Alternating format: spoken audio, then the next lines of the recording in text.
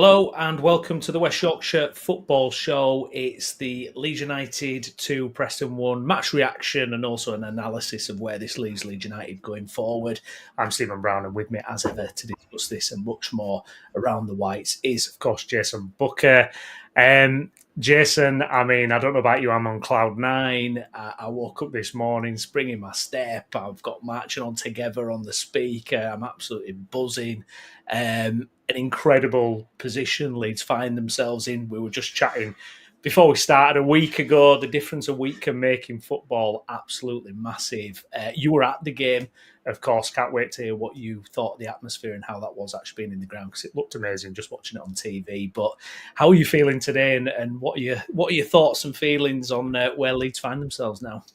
Yeah, mate, unreal. I literally came home yesterday because when you get home from an early kickoff, you just have so much of the day left. It's a bit weird, isn't it? Like, you usually get home around tea time and you're getting home mid-afternoon. I'm just sampling every angle possible of all the goals, all the moments, all the fan reaction, and mental that social media can still find negatives around X, Y, and Z. You know, Solomon only does it against Preston. Oh, God, some of them ironicness. Anyway, yeah, absolutely buzzing, mate. Like you say, what a difference a week can make. You know, from last week being a couple of points behind Sheffield to today being 5 in front of Sheffield United, with them still having Burnley to play, all in our hands, we can even mess up a little bit and it still be okay. 4 games to go. We need a maximum of 7 points. I personally think we'll need 4. Like, that's crazy from where we were a week ago.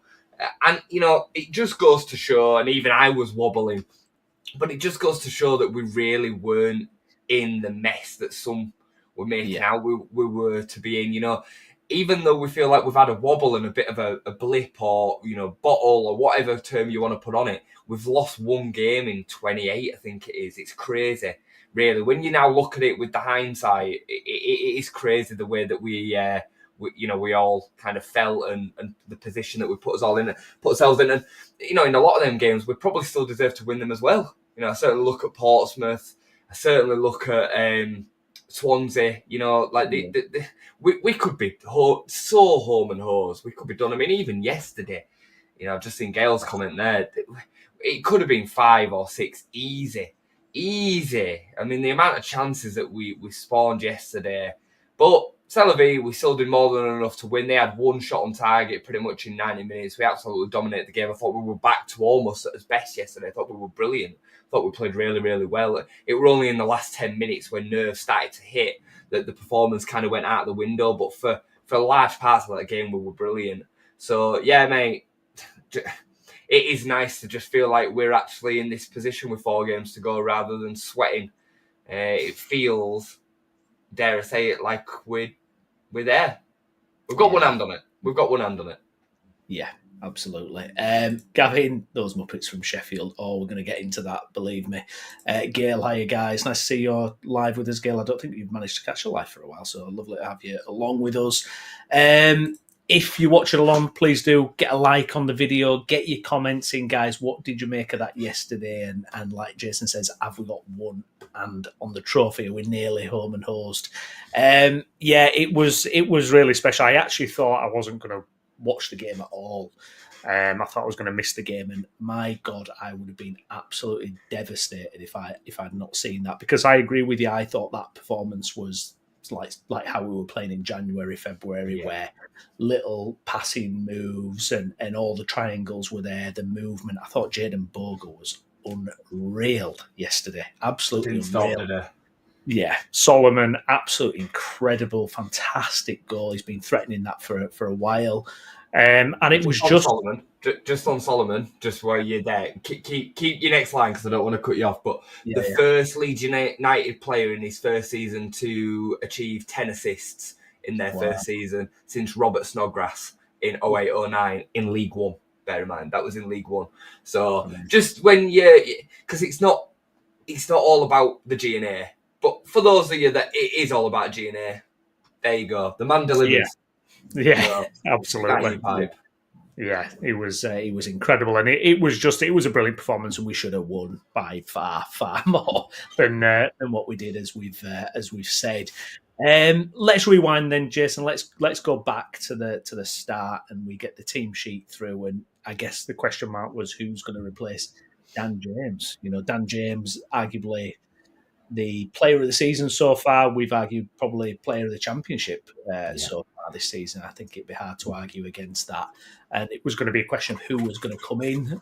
Willie Gnonto was the man who was given the task to replace Dan James. But apart from that, it was pretty much what we expected. But for me, it just feels like that confidence is back in the team. And it's interesting, your perception's everything, isn't it? And you look at our wobble, in inverted commas, and, one defeat and some good wins. I mean, the draw against Luton, it's like you look back at that and you go, actually, that was fine. That was absolutely fine. If we lost there, what that would have done to us psychologically could have been massive. Yeah. So actually some decent results, and it is amazing because I was crumbling. I was absolutely believing we had done the Leeds United thing and it was all going wrong. And you're looking at Farke's 100% comment, and you're in that frame of mind then where everything's put through a negative kind of light because of what's happening. It's like, oh, how can he say that? How can he be that way? But at the moment, he's just been proven absolutely spot on. I think the way he handled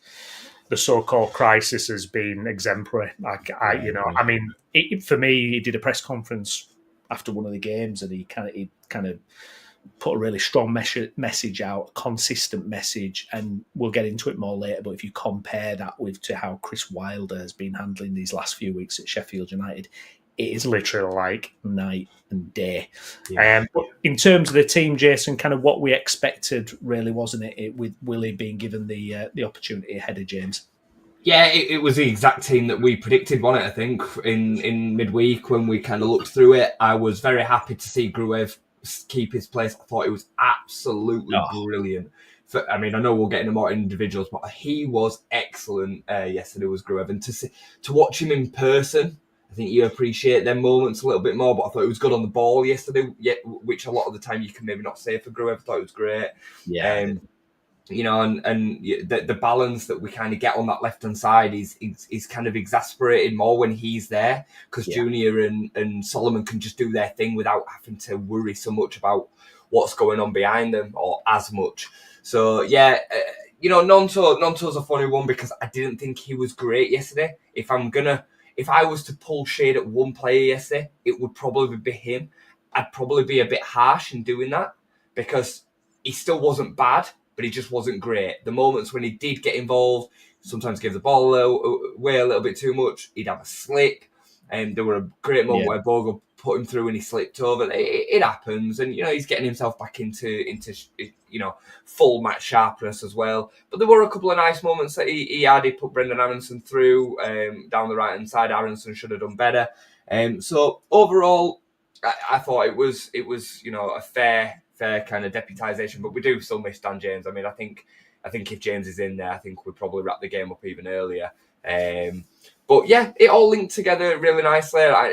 Apart from that with Gnonto and maybe Piroe's misses, which I'm sure we'll kind of touch on specifically as well. But I thought Joe Piroe was excellent yesterday, by the way. If you strip away the fact that he couldn't hit the back of the net, I thought his play was brilliant.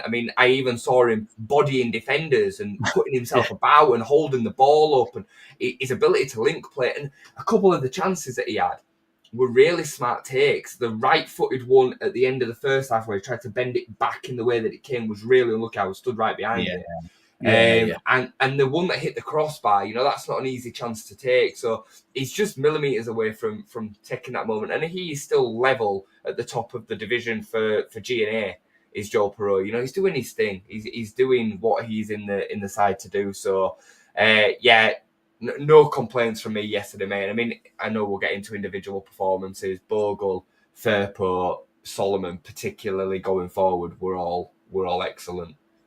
Yeah, absolutely. Yeah, on the kind of Willie Gnonto, Dan James thing, I agree. I think that's fair. I thought he had a couple of nice moments, but generally that impact's not quite there.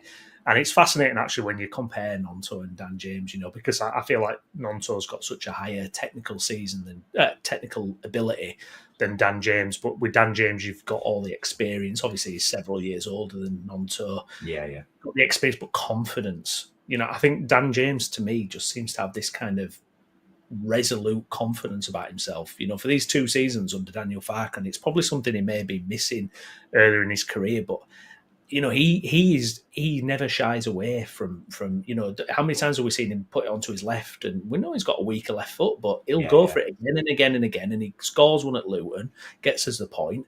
It's like he just seems to have an unbreakable self-belief. He has a bit of an arrogance. Yeah, he does. Like not in an awful way. Like I think he's a lovely lad, but when he's on the pitch, you see this steely kind of arrogance about him that he knows he's better than. I think it was the guy that does the championship. I forget his name. Long hair. Anyway, he's a flat track bully. Is the way that he describes him in this division, and he is like because of his raw kind of talent. He's a bit of a bully. Over defenders, doesn't he? He just runs through them he knows that he's better. I mean, there's a reason Man United picked him up, and I know that their recruitment has not been exemplary over the years, but there's a reason that they went to the Championship and bought Dan James, because he has got some raw ingredient abilities that you cannot train. Like, you can train some of what Willie Gnonto and Manor Solomon do, as an example. You can't train what Dan James has. Yeah. So, we do miss him, but yesterday, we still got through it without him comfortably, didn't we? Really? Yeah, absolutely. Piroe, you've mentioned. Let's get to it. Let's discuss, Joel, because it was quite a day, and it's just a bit of a barren run for him in front of goal at the moment. But I thought yesterday, like you say, his general play was absolutely fantastic, and I think he had about 1.5 XG. I think he had half of Leeds' XG yesterday, which is phenomenal. And it could have been far more comfortable if one of those could have been put away. But I was watching the chances this morning. There's a couple of them where maybe when you first watch it, you go, "Oh, how's he not scored that?" But then you look at the pace of the ball coming in, or the defender, that one that's really close, and the defender blocks it. Actually, when I first saw that, I was like, "How has he missed that?" But the defender makes a great block, and it's kind of those kind of. The one that I was really disappointed with was where he kind of was put through and he drags this shot wide. I thought, he brought it back onto his left foot, didn't he? He should have taken it with his right foot. Again, I was stood right behind him. He should have taken it on his right foot first time when he had more of an opening. I think he needs a little bit of looking for the goal. But the one thing with Piroe that I feel very differently with other strikers that we've had over the years is it doesn't feel like it's a confidence thing. It just feels like he's in one of them moments. Every time he gets another opportunity, I still have confidence he's going to take it. It's not like because he's gone through this barren run that I'm thinking, his confidence is waning. He's just going about his business. And I like I say, as long as the striker's then chipping in with everything else along the way, you can be patient with the chances that are maybe going wide. Because I thought it was brilliant yesterday. I mean, I do despair at some content creators and some stuff that I see on social media when I just see them wildly saying that it was terrible yesterday because he didn't score. It drives me mad because it's clear that they're either not watching or don't understand what they're watching. Sure, he should take a chance yesterday, but go and watch the whole game and you will see the fact that he actually had a great game yesterday. He was very much a part of everything that we were creating that looked good. So not for me. No concerns for me. No. Do you think he's actually stepped up a little bit since Pat has come back into the frame? I feel like there was a period where Piroe was starting to dip a little bit, his general play, and obviously we know he's not really bodying defending, he's not that kind of thing. I felt his general play just tipped on now. And now Bamford, a lot of people, as we do, as fans do suddenly, Bamford has a good 20 minutes of that, he should be starting and all that kind of thing. I wonder if that obviously is, it's real competition, isn't it? Because Joseph is just no competition for him at the minute. No. I wonder with Pat coming back, is it just, because you need that in your squad. You do need to have that threat, don't you? If someone's going to, if you don't, do this, someone can come in and take your place. And I just wonder if it's coincided slightly, because I thought he were doing things yesterday, like you say, physically and stuff that we'd not seen. Yeah. And I just wonder with Pat waiting in the wings, if it's just that extra, right, okay, I better, get this done, I definitely think there's a point to that for sure. He knows is very important to the team, whether that be at 9 or 10. And I do think that when he's got somebody breathing down his neck for the starting spot at 9, it will, without a doubt, human nature takes over. It creates a slightly different perspective for him. I think we've seen that over the years with Pat. I think in the Premier League, when he didn't really have any competition, it was a problem because he knew he was going to play. In the Championship, when he had Nketiah breathing down his neck, we saw some of the best Pat Bamford that we've seen in the Championship. So I definitely think that there's a case to that. And I've met Joel Piroe. He's a massive guy, by the way. He's TV doesn't do him justice. He's massive. He's a right unit, and he's tall. So it does always frustrate me that he don't put himself. Is he a gentle giant? Is he like gentle giant? Yeah, he is. Yeah, he is. He's really honest. I really like him. Destroy everyone. Yeah, and mate, he's massive. I'm telling you, his shoulders, he's broad. He's a really big guy. So it does frustrate me that he don't put his body in there, but it's just not the kind of person that he is. It's not all about the player, is it? It's just a person sometimes behind it. But yesterday I thought he did that, and Preston have got some big units, especially in their back line. So it was good to see him do that yesterday. I thought he was clever with his footwork. He linked up play well. He protected the ball. He even chased down lost causes and won the possession back in the corner areas, which you don't ever see him do. So yeah, I've got no problem with a striker missing the odd chance or even missing a few chances if he's creating or doing the work of the sum of its parts, if you like. If he develops that side of his game, if he becomes consistently like that and starts to use that big frame, I mean, you're talking about potentially a top player here, because he's got all the tools really, and it's that side of it, the physicality side that's been lacking a bit. So, I mean, I said it earlier. I think potentially going into the Premier League, not to kind of jinx it, but is there another gear he can get to where actually he can go? He could be enough in the Premier League. I don't know. Maybe. I definitely think he can have a part to play with it. To his game, Yeah, I definitely think he can have a part to play. Position to get, isn't it? Really, I mean, without spending an absolute fortune, it's going to be a difficult position to fill otherwise. But I just wonder if there is another level. But we'll wait and see. We would need a striker that can run in behind as well. That's the problem. We need to be able to have two strikers that can kind of do different things.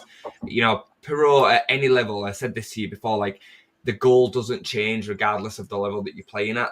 So he will always know where that is. And he has definitely got that kind of killer instinct in front of goal most of the time to be able to put the ball away. He's still he's not scored for 7 games and he's still only 2 goals off the top scorer in the division. It's crazy. His second top scorer is top on GNA in the whole division, or joint top. So, he's got loads about him, and he has still got loads of time to develop as well. He's still young. He's only 24. So, loads of time on his hands. Yeah, absolutely. I just want to get to some of your comments as well. Thank you guys for getting them in. If you could smash a like on the video as well, that would be much appreciated.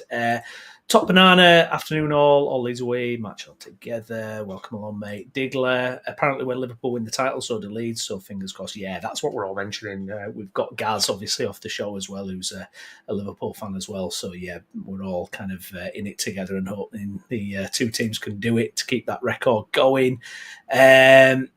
And Gavin, great performance and no DJ. And let's get 4 wins and 100 points to cap off the season in style. Let's have a look what else we've got here. Skip, I'm not a Bamford fan and still want him gone in the summer, but I have to say the last 2 appearances he's helped us get over the line with his hold-up play and chasing down. Yeah, absolutely, indeed. Karl Darlow. Jason, apart from a mad moment where he went rushing out and punched the ball outside his box, I was like, where did that come from? I thought he was just that steady, calm, present, made I think one really good save. Distribution, we know he's not good, the most desperate, in terms of the best, but what I've noticed, he starts attacks a lot quicker than Melier, and there was one that he pinged in the second half. Honestly, it was like 80-yard pass or something, and it was to the guy's feet, and it was like Jaden Bogle pass. There was one where he knocked a ball out, and it goes that play. But I think his impact. I think we'll look back at his impact and be like, that could have been a turning point, definitely, because 100%. The crosses, the catching at crosses. I mean, we've not had that. No. We've literally had no confidence in that. The defence have had no confidence in that. And it was just great to see, and I'm sure in the ground, I bet it was celebrated like a goal. Them crosses when they got caught, I bet everybody's just like, amazing. We were laughing. I just focus my camera. We were laughing because Karl Darlow's taken 2 games to get his own song. So the fans are going mad for him, like, and Paul Elan's just sat there over on bench playing 200 times for Leeds United, and he's never had a song ever. Like, but you're absolutely spot on. Joe Rodon and Ethan Ampadu love having him behind him. You can tell it, you can see it on their faces a mile off. They respect him, they trust him. When he comes and, when a corner's coming in, I'm not panicking. I'm not thinking about what my goalkeeper's doing. I'm just expecting to come and collect the ones that he should and stay back for the ones that he shouldn't. He reads it right. He's very confident in the air. Preston yesterday wanted to put it on top of the goalkeeper, and they quickly realised that if they did, he was just going to catch it. Now, the moment that you're talking about, again, all players can make mistakes, and obviously you need less from your goalkeeper because it's an empty goal behind you. But in his defence, I was stood again right behind that, and it was lofted and was floating for a long time, and it looked like he would be able to get it. It looked like it was going to come deeper, but then he would quickly realise, actually, no, this is coming right towards the edge of my box. So it's one of them. He got it wrong. It didn't cost anything. Brendan Aaronson stuck his nut in the way of the free kick, thankfully, and went out for a corner. And that was pretty much the best moment Preston had in that half, bar a shot from the edge of the box from another corner. Might have been from that corner, I can't remember. So, yeah, he's assured, mate. And you're right, his distribution, while maybe not... I don't like him when he's under pressure. He waits too long on it. It looks a bit like, it scares me. Jerky, doesn't it? He's not been caught out with it yet. He does wait just a second too long. But in terms of his distribution, pinging balls left and right, he's fairly comfortable. I mean, the ball that you mentioned yesterday, there was one that he clipped over the head of an attacker right to the feet of Jayden Bogle. It was beautiful. But for me, it's more what he's created around the rest of the team. Yeah, his calm and confidence that they're all right in behind. Yesterday I was watching him a little bit, and especially in the second half, he's always ready. He was always alert. He was switched on. And bear in mind, Karl Darlow as well has got a lot of experience, and he's done exactly what he's trying to do with Leeds United now with Newcastle, who are very similar to Leeds United, especially when they're in the Championship. Both massive clubs with massive expectations and very unforgiving fans. And he played a full season in the Championship and then a full season in the Premier League in that Newcastle side. So, got a lot of confidence. The man who can handle the pressure, can't he? Clearly. Exactly. You're absolutely bang on. They're one of the few clubs where you could say, actually, you're under that spotlight as much as you are at Leeds. 100%. And he made that mistake yesterday, but he then didn't look flustered about it. No. He was like, right, okay, yeah, I've made a mistake. Right, I'm on with it. Like, sort my wall out. Right, okay, yeah. And that were it. Like, where with Ilan, you can see it on his face. 20 minutes later, he's still bothered by it. So, yeah, massive turning point. I said to you after the Luton game, the Swansea equaliser could end up being a huge, huge silver lining. I mean, we all know that Darlow should have come in way earlier. But in hindsight, that moment, even though it cost us 2 points, could actually see us end up getting promoted. Because, I said it yesterday, and I said it in the Middlesbrough game, and I said it in the Luton game. There were moments yesterday where I was saying to my cousin next to me, that'd have been 1-1 with Ilan because he wouldn't have caught it. That'd have been 2-1 with Ilan because he wouldn't have done that. And I know it's harsh, but it's the truth. We've seen it. We've had it proved to us. So, very, very happy with Darlow. I personally would prefer a goalkeeper who catches crosses, doesn't let the ball through him like he's a polo, then he gets 100% pass success rate on short passes, or maybe looks a little bit kind of, not as comfortable at that side. I want my goalkeeper to do those basics before anything else, especially at this level where it's, up and at them and, it's physical and everything like that. That's what I want my goalkeeper to do. And it's looking like you're absolutely right. It was a silver lining from that defeat, that draw, I should say, rather, against Swansea. That was the camel that brought the straw that brought the camel's back in terms of Meslier coming out and Darlow coming in. And thank God we had someone of Darlow's quality just waiting in the wings. I mean, he's been there a couple of years now, and it's he's stayed and he's kept with it, and he's got his opportunity now, and it could be the difference. Yeah, absolutely. And to change your first choice goalkeeper with only 6-7 games to go, whatever it was, is a massive, massive moment and call. Yeah. And you're right, we're fortunate that we kind of invested that and had Darlow waiting in the wings. And he's been professional enough, even when he probably should have been brought in before, to be absolutely ready when his chance came. And, it's a funny one because I think I'm probably going to go a little bit too early on this one and say what I'm about to say. But when we hopefully do get promoted, there's a case if an affordable ready-made keeper isn't available that he could do a job for a season. I agree.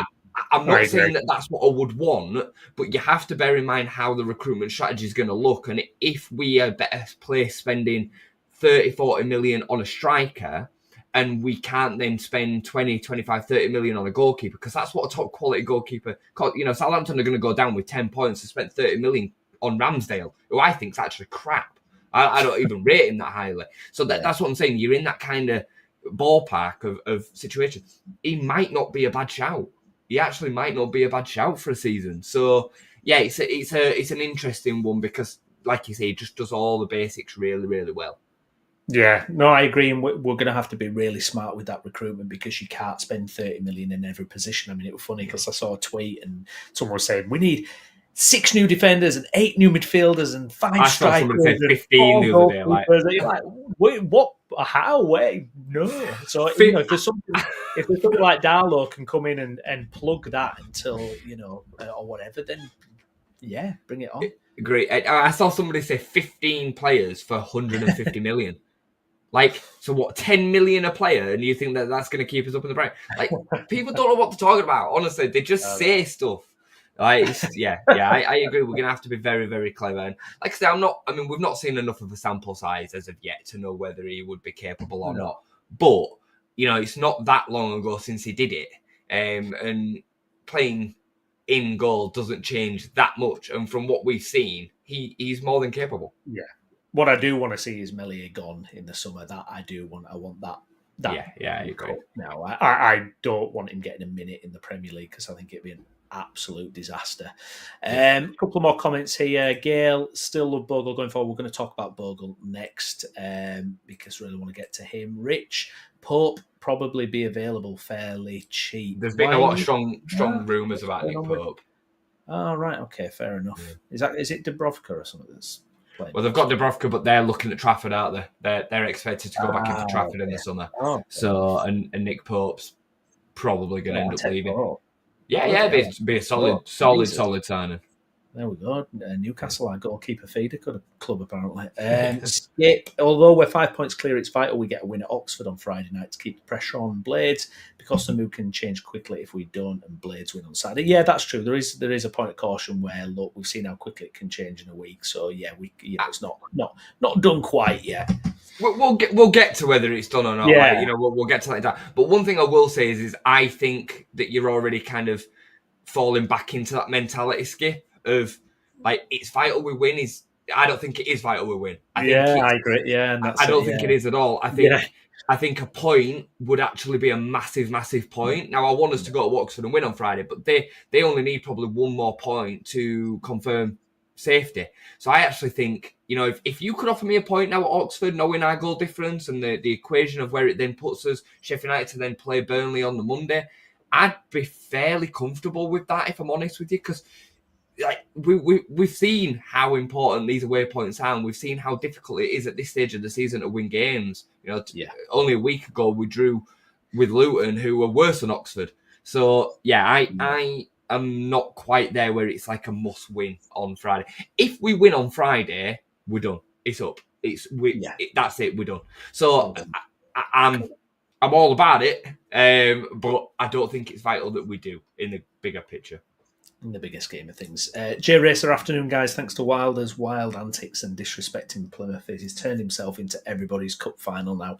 Cardiff smell blood. Oh, bang on, J Racer. Bang on. I've not seen your name before as well, mate. Please do subscribe if you do watch the channel. That's much appreciated.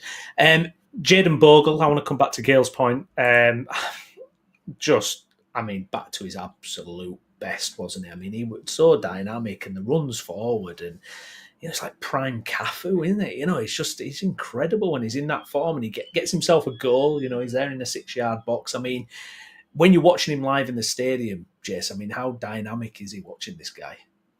One thing that he does really, really well that you don't always see on TV is he moves particularly well off the ball, and he'll send opposition players one way and then come the other. He's very good at feinting a direction and then coming back in to receive the ball in space.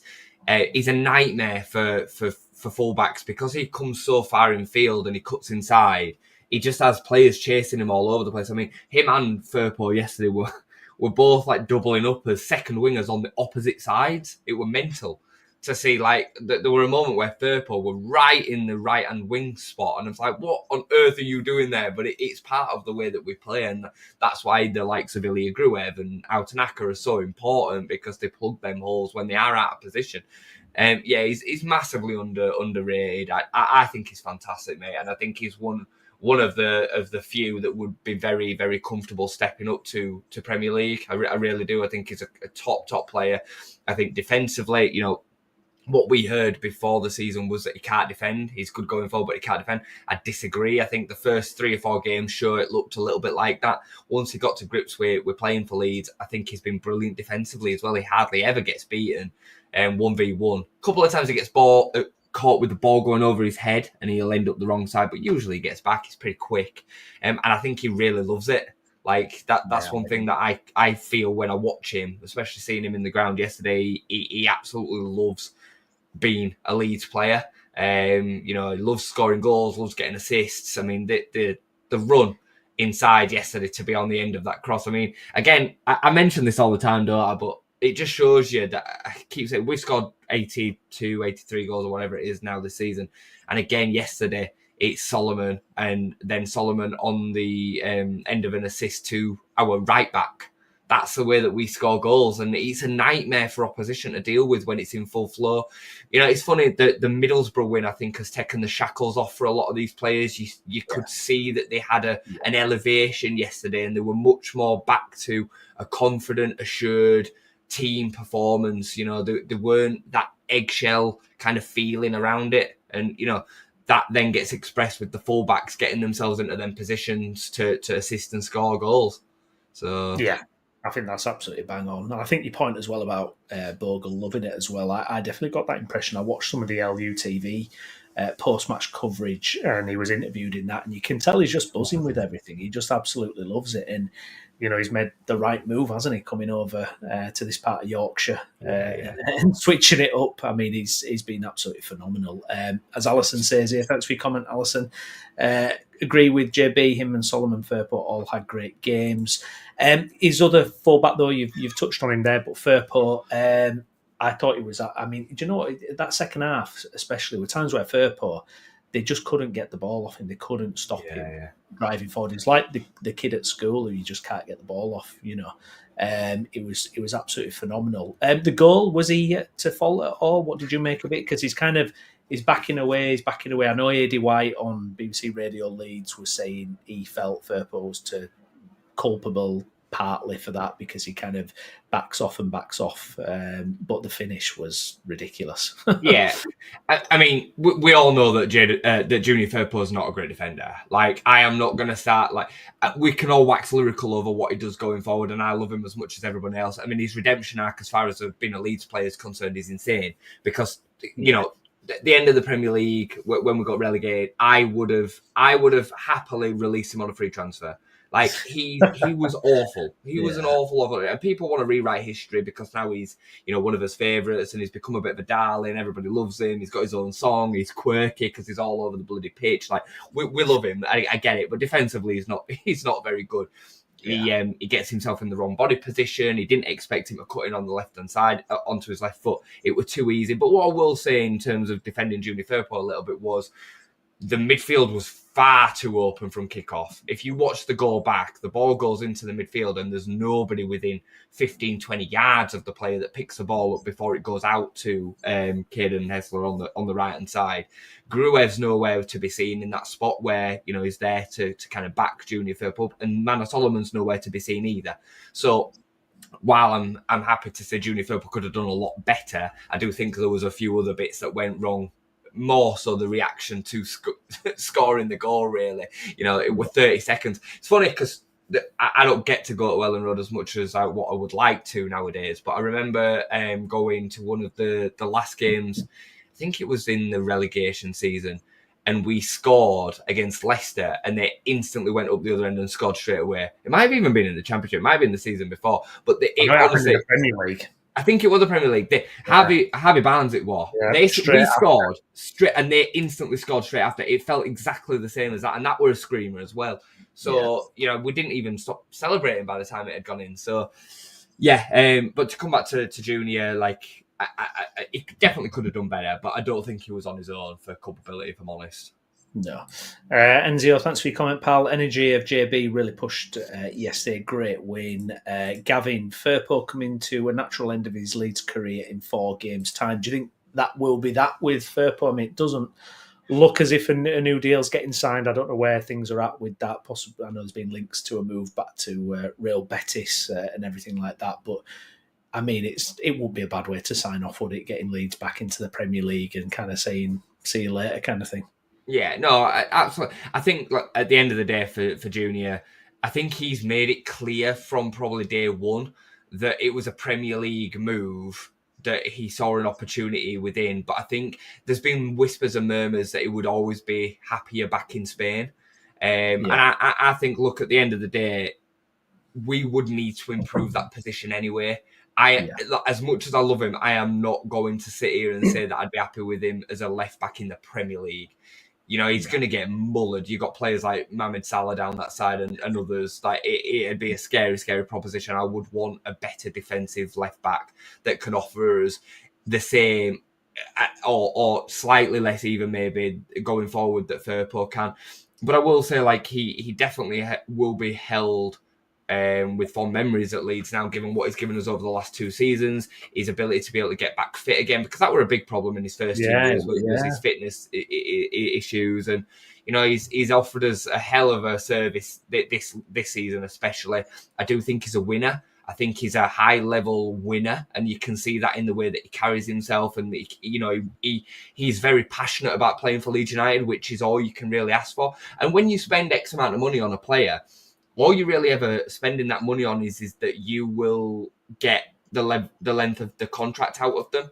And sure, he'll end up leaving on a free transfer, but that's what you pay for. So I don't see it as a bad way to kind of finish. If I don't believe for a second that it's not Leeds offering him a contract, by the way. I think this is all Junior Firpo.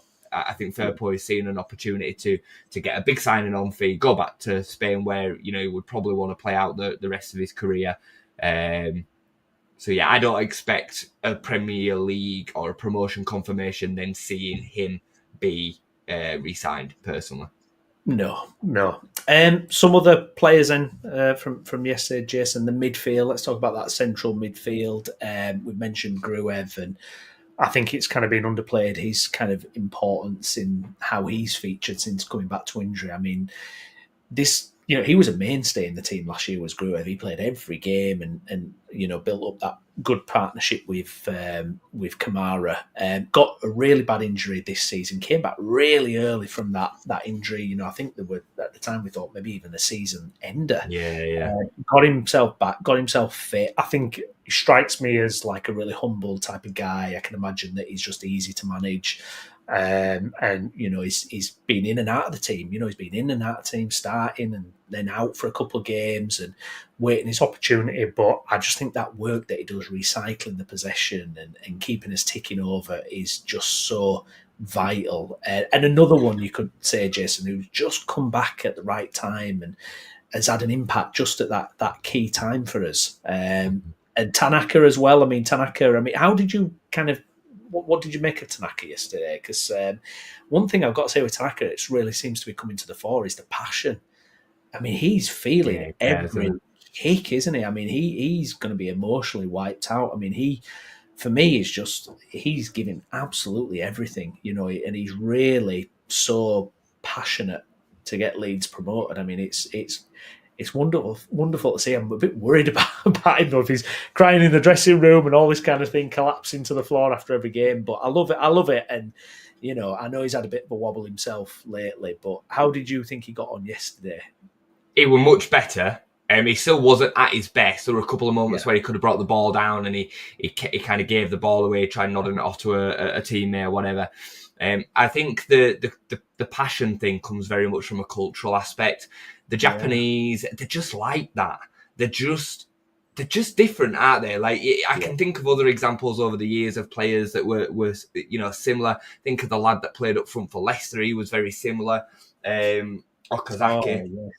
And they just have like Nakatomo, who used to be at Inter Milan, Nakata, who came over, Shinji Ono, who used to play for Fulham. Like, they've just got something about the way that they are. There's no surprise to me over the years, if you're watching a World Cup, that Japan are upsetters. Brilliant.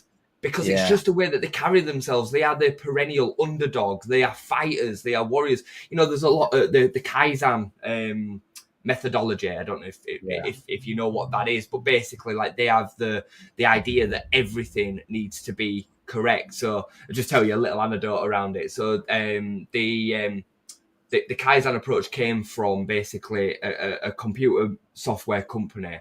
I don't know where I'm going with this lesson, but I'll tell you anyway.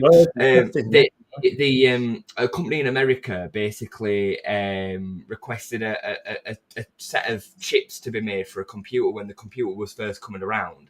And they gave them a literature to say that out of every 100 that were made, they were allowed to make 6 incorrectly. But the Japanese didn't understand that, because they were like, well, if I'm going to make 100, I'm going to make 100 correct. So they made 100 correct, and then they smashed 6 and put them in the box to say that they sent 6 broken ones. That's their mentality and their attitude, because they don't understand half measures. You know what I mean? It's just the way that they are culturally. What's it called again? What method is? What is the name of that? It's called the Kaizen method. It's a methodology, basically. Wow. I hope my workplace never find out about it. Yeah, we'll talk about it. I'll show you afterwards.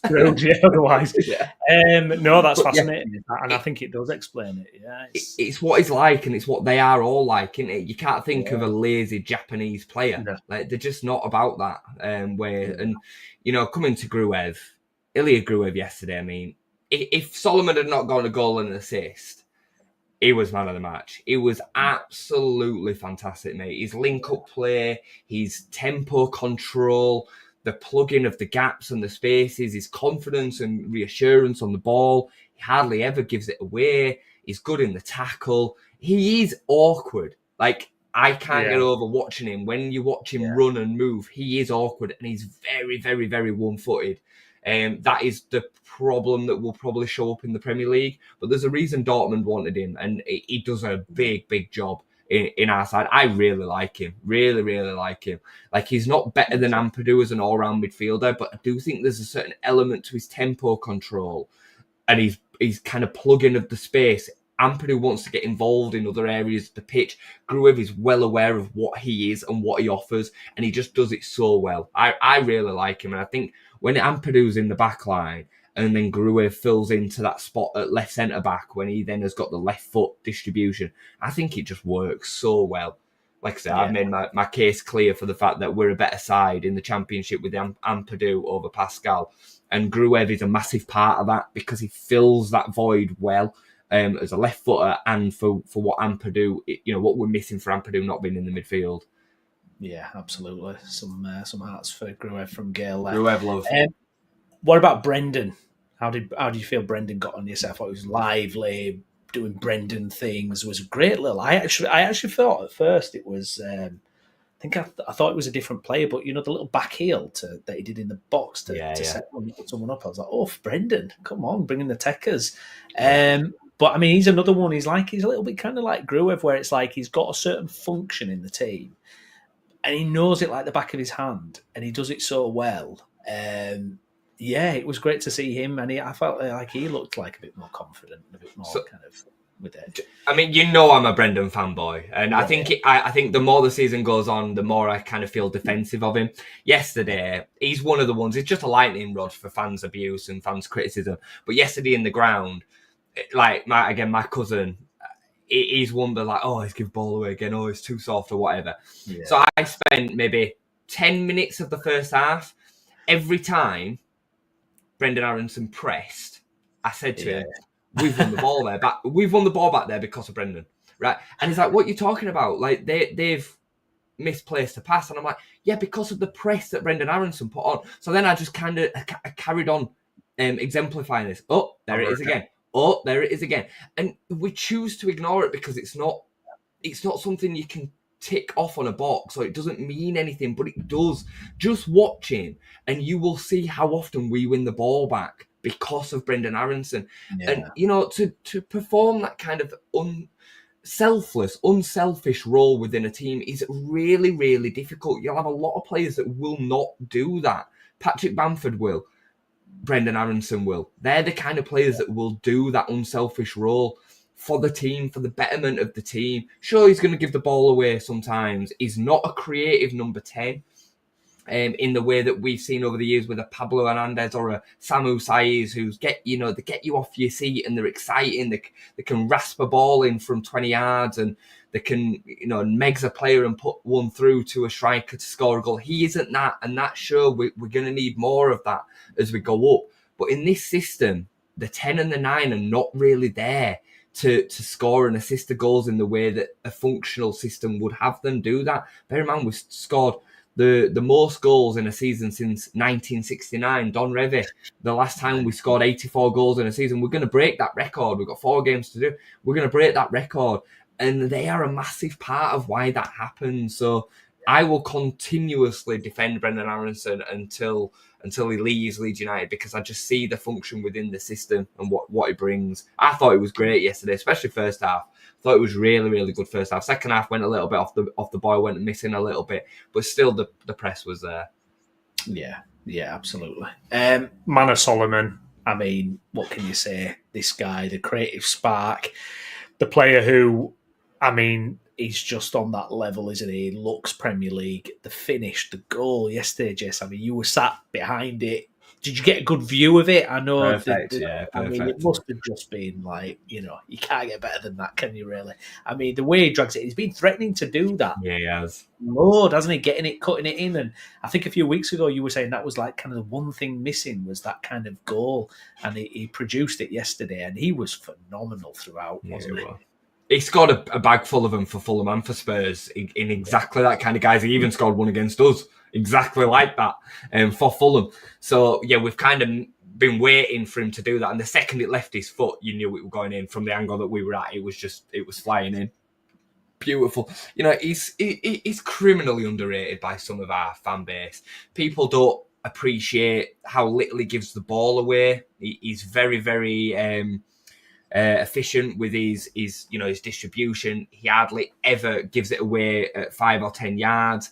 His deliveries are always into dangerous areas. He can go on both feet. He's very confident whipping the ball in from the byline with his left foot or cutting back onto his right and whipping it in that way, which makes it a nightmare for a defender. Yesterday he was unplayable in that first half. Right weight of pass to Firpo when Firpo was going beyond, letting him use him to drag a player out of position and then taking it inside. He's always doubled up on. Somerville got doubled up on a lot at the end of last season. He couldn't deal with it. Solomon deals with it really, really well. Yeah. He works his nuts off defensively as well. I mean, again, that just gets completely overlooked. His body positioning, the way that he moves his body to bring defenders out of position and then recycle possession and go again. You watched the first goal yesterday. Some fans would be like, why are you not putting it in the box? Or he passes it back to Gruev. Gruev then gives him it back again, and he gets it in space then, which allows him to curl that ball into the corner in the way that it does. That's something that Nonto doesn't have. He doesn't have that kind of understanding and experience of where you're moving the players around and when it's the right time to take it in at that position. He's next level, mate. And I mean, for whatever reason, I still think it's this somatic stuff. I think people can't let it go, and they form an opinion and can't just bring themselves back down from it. But even yesterday, I'm having fans saying that he doesn't do it against the top sides. And do you think that Manor Solomon was brought in on 60 grand a week to do it against Preston? Like, what a weird thing to say. I mean, if you're not doing it against Preston, who are you doing it against? Because the whole division's filled of Prestons. It's crazy to me, the angle that he gets. Bear in mind, he's got 19 G&A now this season. Like, he's 2 off the top in the division. He didn't play a fair chunk because of injury, and he had to build himself back into full fitness as well. He's overcome all of his fitness issues. he's excellent, mate, and some fans just won't let go of it. I mean, I don't care. Like, at the end of the day, he's doing a fantastic job for Leeds United. He's one of the first names on the team sheet. People don't want to hear it, but he is. Him, Joe Rodon, Ethan Ampadu, they're in that bucket of players that I would be gutted if he was out of the side. My worry with him is the fact that he's stayed fit now for a long time. Is in the summer, other clubs sniffing round, and it might not be straightforward to get him permanently by any means. It'll be interesting to see what happens there. Sure. I mean, I think he likes it. Again, same as what we were saying with Jayden. I think he's got a bit of a love for what's going on. I think he's a big game player. He's a big club player. I don't think he worries about the stresses and pressure of playing for Leeds United. I think a season, should we now go on to get promoted, I think after being in the area a year and acclimatising, I think he'd be keen on the move if it's something that we can get done. So I think it'd make a lot of sense. He'd be under a manager that would know him. I think I hear you. I think there's definitely a case for that because I think he's beyond a relegation battle if he's fully fit. I do. There's a reason Spurs picked him up. So, it could be a problem, but I'd have confidence that we could get that one done. And I mean, if it's in and around 10, 15 million quid, which is my God, then you don't get an alt for that nowadays, mate. It'd be an unbelievable signing. That would be ridiculous. Yeah, it would. Jesus. Enzo takes different components to make a top team, and players like Brendan and Gruev contribute a lot for the team, even if it's not always appreciated by everyone. Good to see them doing well. Yeah, terrific comment there, Enzo. I mean, a couple of things I want to touch on from yourself at the game. I know that Pete Lowry, one of the directors, and multi-billionaire, I think one of our shareholders, he was there and he was paying for the rounds, wasn't he? Was it the Peacock or Billy's Bar or something? Billy's, yeah. Billy's, wasn't it? And I mean, what an atmosphere! Shame you couldn't get yourself in there, Jason. I mean, I didn't even know. Yeah, I just went straight home afterwards. I'll be honest with you, I got home yesterday and I was emotionally tired. Yeah. Like, you know what it's like. I mean, it's bad enough when you're watching it on TV, but when you're there, it's knackered, isn't it? Knackered. Yeah. I just think, it shows a great example of what the club are trying to do and what the club are trying to be about. And they didn't have to do that yesterday, but there was a significance to the evening, and that all can fuel what's to come. We've got two massive home games before the end of the season, and it could be just that 1% that helps get over the line. So I love to see things like that. It's a vast contrast to what's going on at our near neighbours who we speak in the WhatsApp group a lot. And what's going on at Huddersfield at the moment, as an example, it's a far contrast from that, isn't it? Everybody seems like they're pulling in the right direction at Leeds United right now, and it shows. Absolutely. Just quick send off for Gail as well. Gail, it's been great to have you on the show, and thank you so much. Thank you very much. Streams shortly. Yeah, do you know, I was thinking about that. I was, because obviously we had a bit of discussion yesterday in the West Yorkshire Football WhatsApp group. We've got our mate Downsy, who's it's a difficult time for Huddersfield Town at the moment. And I thought, we've been that club where we've just kind of middled out, no playoff hopes. Yeah. Just stuck in the Championship year on, year out, 15th, 14th, 13th, not doing anything, no ambition, problems with the owners. You look at Leeds now, you look at the owners. I mean, you look at the financial accounts. They put 140 million cash in. It's like they're backing this, and there is a bit of stardust with Leeds at the moment with the people who are involved. There's pictures flying around social media. Will Ferrell with the Leeds away shirt on, and there's a bit of kind of, I don't know, that star power with us at the moment. It feels like there's a real, the announcement with the stadium, they've got further permission with the stadium from the council to build up. There's a lot there, and I think we're just waiting to get back into the Premier League to try and fulfill our ambitions, really, that's there, because I feel we've got the ownership group now where we're going to try. We're going to be able to compete on a level if we can just get the PSR stuff sorted, if we could just somehow find a way to survive if we go up. Yeah. And, there's a whole thing waiting for us, isn't there? Yeah, I think season 1 in the Premier League and staying up would be key.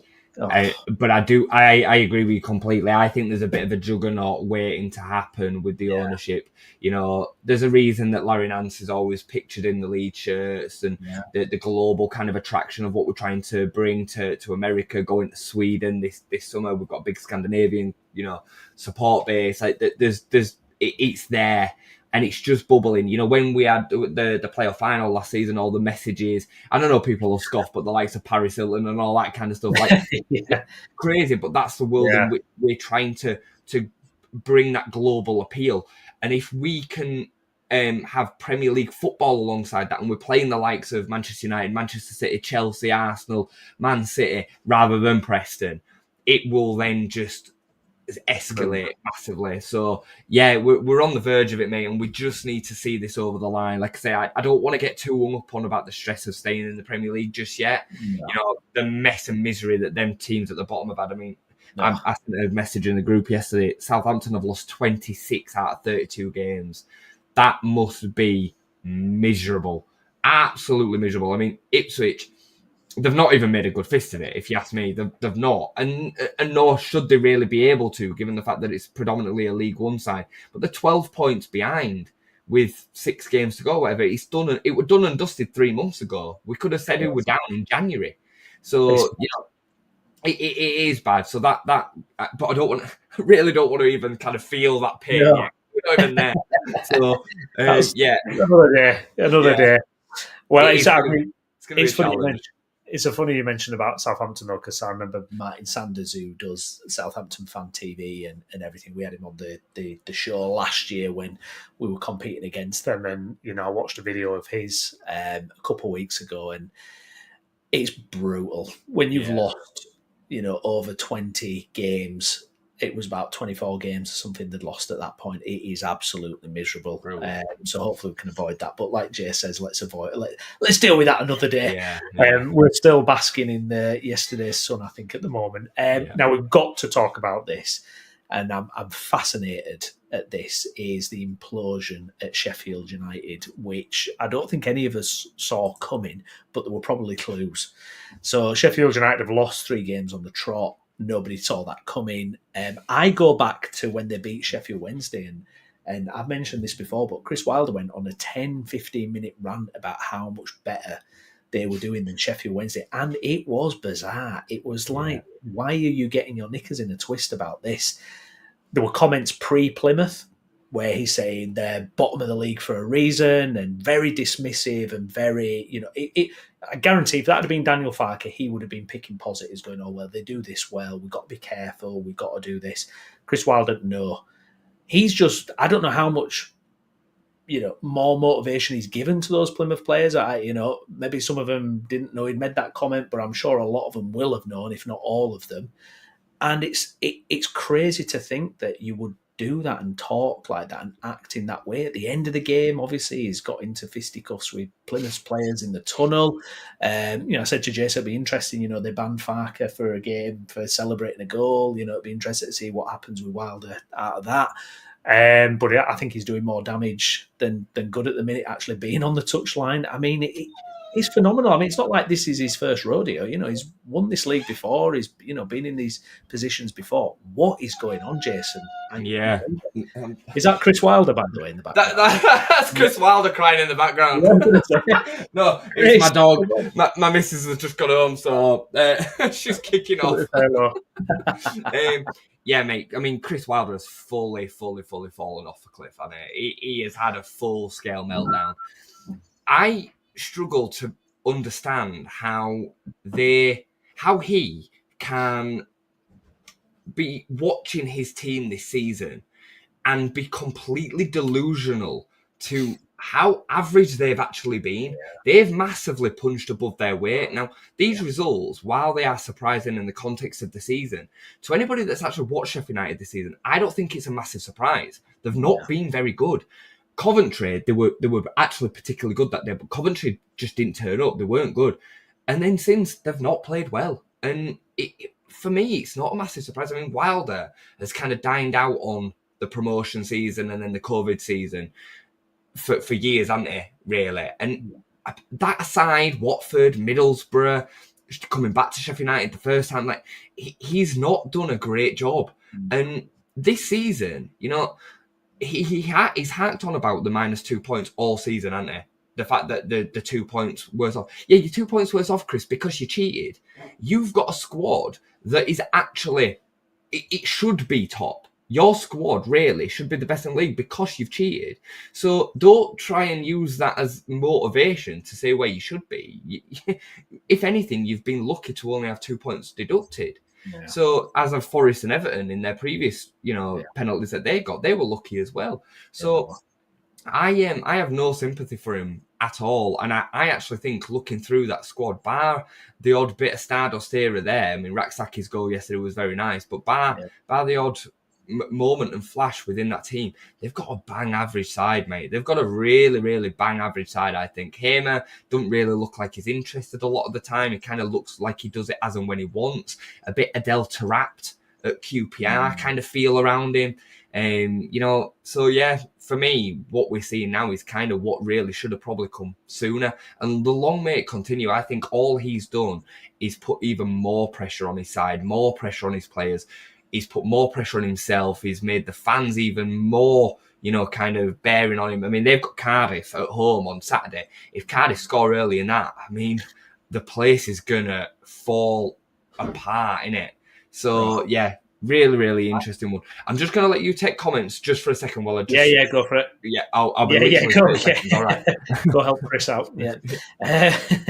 Gavin, Wilder showing plenty of fight, but only in the tunnels. Absolutely, yeah, love that. Enzio, he's a fan, is Wilder, and that can take you a long way, but seems to have gone too far for a manager.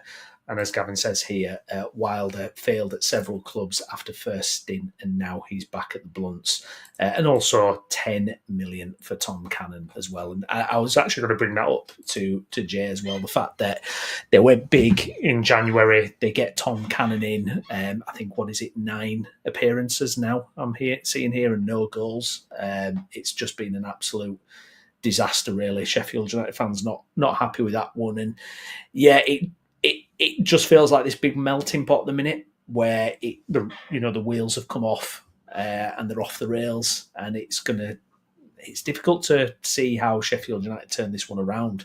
We were just saying then, Jason, Gavin put here about, they spent big in January as well, 10 million for Cannon, no goals. Yeah. I mean, that it's just not worked at all, has it? And little things like that have just bubbled to the surface, haven't they? And it's like I say, it's like a melting pot now where you just wonder how they can even recover, i.e. for the playoffs. I mean, I wouldn't fancy them if they end up in the playoffs. Some fans would have had Cannon as well, wouldn't they? Just to say that they'd be trying to play in January. Bought someone, yeah, absolutely. It's easy now that it's gone the way that it's gone to say, Farker were right and we didn't need to sign anybody in January. When a week ago we were saying the complete opposite. Yeah, like it is one of them, and we'll only be able to say whether we're right or wrong come the end of the season. But at the moment, it looks like we've made the right choice. We have the best, team. The unsettling the team and all the rest of it is the better options on what we've got and all that. Right now, he's justified. We're back to him being correct again. But yeah, signing just anybody for the sake of signing anybody, like Tom Cannon, it's not good enough for a promotion battle. We saw that last year. He didn't play for Leicester. So, I think Sheffield United are massively underperforming. We've performed way above our expectations all season, even though we're a very good side. Look at the XG, the XG plus. Yeah, 57 further goals we should have scored or something stupid. The stats say that we should have scored 130 goals this season. It's insane. Look at the points we've thrown away that have got nothing to do with Daniel Farker and the system. Elan Melier I'm looking at particularly. You're talking 12 points, easy. Yeah. So, we really should be done. Whereas Sheffield United, they've been the other way. They've relied on Cooper and squeaking out games 1-0, really. And Burnley, to be fair to them, they made some solid acquisitions in January and have really stepped on to a different level than what they were showing pre-Christmas. So, yeah, I think Sheffield United are performing way below their expectations. Way below. No, I agree. Should we treat yourselves? Should we have a little look at the league table? Here we go. 42 games played, 25 won, goal difference of plus 53, and we're sat on 88 points at the top of the league. Burnley joint points with us, but about 9 goals off us at the moment, and then Sheffield United down there on 83. I mean, it's that. I went potty when it was 1-1 against Plymouth. I was like, oh my god, 4 points! What I was like, wow, 5 points at this stage. 4 games left, Jason. I mean, it just feels like if it's not the knockout blow, it's like the pre-knockout blow. It's like we're getting there. I mean, surely from this position, Jason, it's got to happen. If we supported a Premier League club and we were looking down on the Championship, you'd be like saying, right, Leeds are done. It's between Burnley and Sheffield United because they've got to play each other. That's what you'd be saying, wouldn't you? Like, if we take away the emotion side of being a Leeds fan, that's what you'd be saying. I think look, would I be surprised if there were another sting in the tail? No, because it's the Championship. Would I be surprised if we go to Oxford on Friday and lose and Sheffield United win? No, I wouldn't, because that's football and that's Leeds United and all the rest of it. However, we would still be 2 points better off, and Burnley and Sheffield United have still got each other to play. So I would still be confident and going into the games that we've got left that we would get what we need to get it done.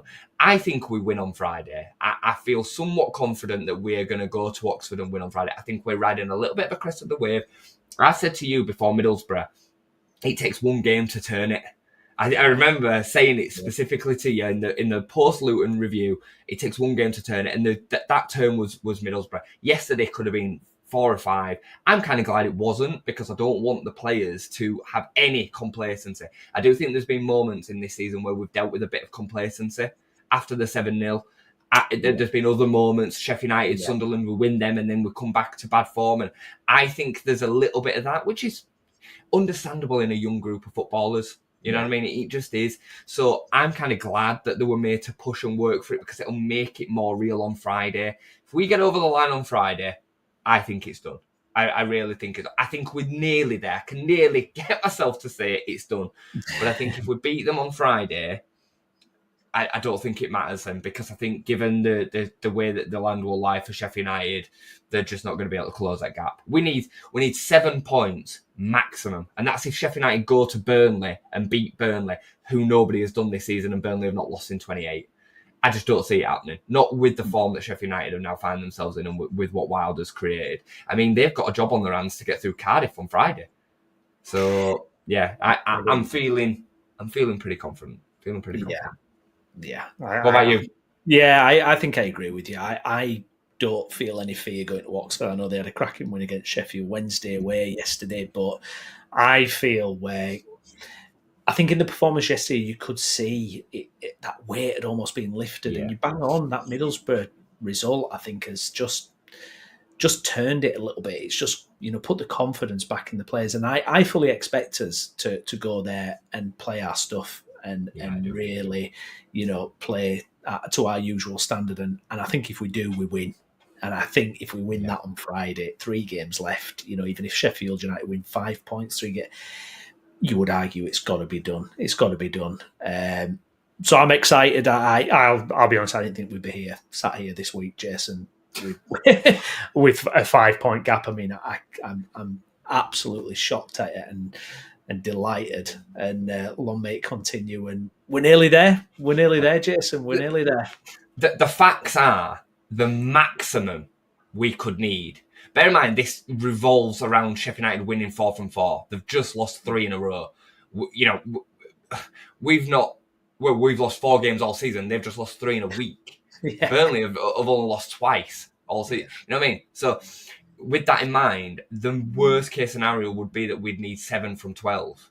Yeah. We've got 2 home games in that time, and Plymouth away, who I know have just done what they've just done to Sheffield United, but they're either going to be on the beach because they're relegated or desperately needing a win, which would probably work for us rather than against us in that last game. I don't even think it'll get to Plymouth. I really, really don't. I think it'll be done by then. So, I just don't see how it can't now happen. I think the Sheffield United lose to Burnley. I think Burnley get that over the line 1-0, which leaves us needing 4 points. 4 points, mate. You know, so really when you think about it, you know, so Sheffield United might not even get 90 with the current form that they're on. No. So as much as I'm conscious of kind of, you know, getting ahead of myself, I think it's done. I think it's done. Yeah, I agree. Good stuff. Okay, well, we'll leave it there. Thank you so much for everyone who's been commenting. We've had some fantastic comments today. It's great to see everyone getting involved. If you've not already done it, please pop a like on the video. And if you're watching this again later, please make sure you like and subscribe. Hit the notification bell as well so you can track when we're coming on. And do subscribe to the channel. That is much appreciated. We've got plenty of content coming up. If you want to kind of revel in another team's misery, we've got a Huddersfield Town. It's our Town Talk special tonight with Steve Downs. So feel free, Leeds fans, to get involved. Get the cyanide on standby. Exactly. But yeah, there'll be a long We'll Have Us Monday night show as well tomorrow.